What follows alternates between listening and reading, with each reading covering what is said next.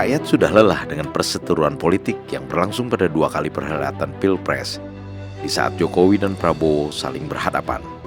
Perseteruan tersebut nyaris saja memecah belah bangsa, bahkan juga memecah belah keluarga, sehingga tak sedikit anggota keluarga yang tidak saling bertegur sapa lantaran berbeda pilihan.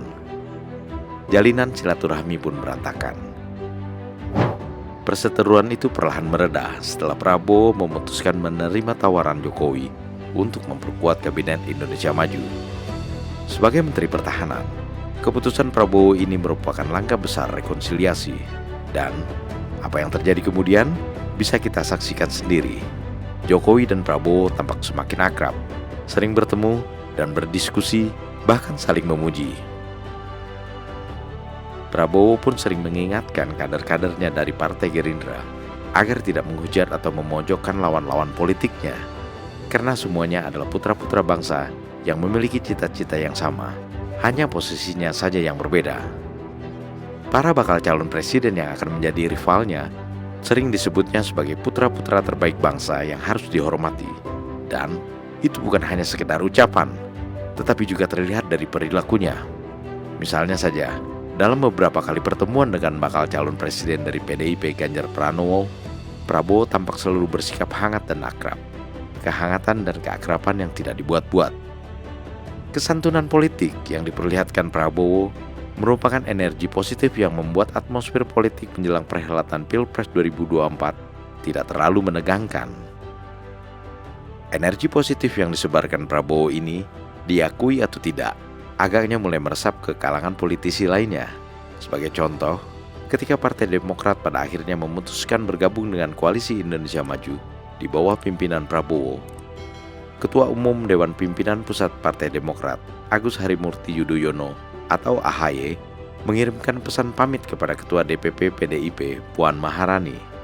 Sebuah pesan pamit yang sangat santun, yang antara lain berbunyi, "Mbak, kami mohon maaf belum bisa bersama-sama di tahun 2024.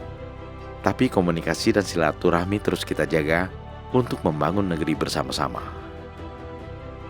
Sebagaimana diketahui, hubungan AHY dengan Puan cukup dekat. AHY bahkan sempat masuk sebagai salah satu nominator bakal cawapres yang akan mendampingi Ganjar Pranowo. Namun dengan bergabungnya Partai Demokrat ke dalam koalisi pendukung Prabowo, tentunya AHY tidak berada lagi dalam daftar nominasi PDIP. Lalu apa jawaban Puan? Jawaban Puan pun tak kalah santun.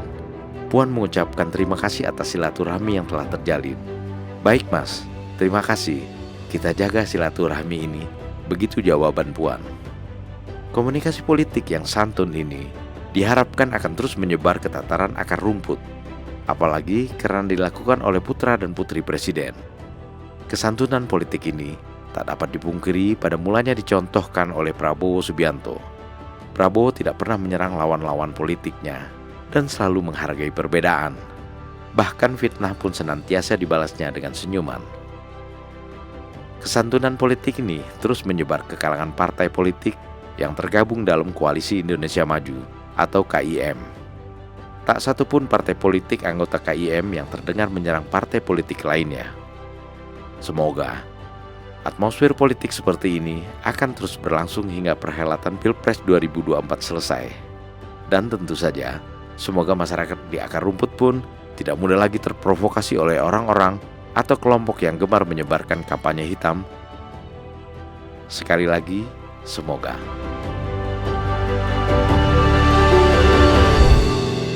Prabowo Subianto, the man of our time.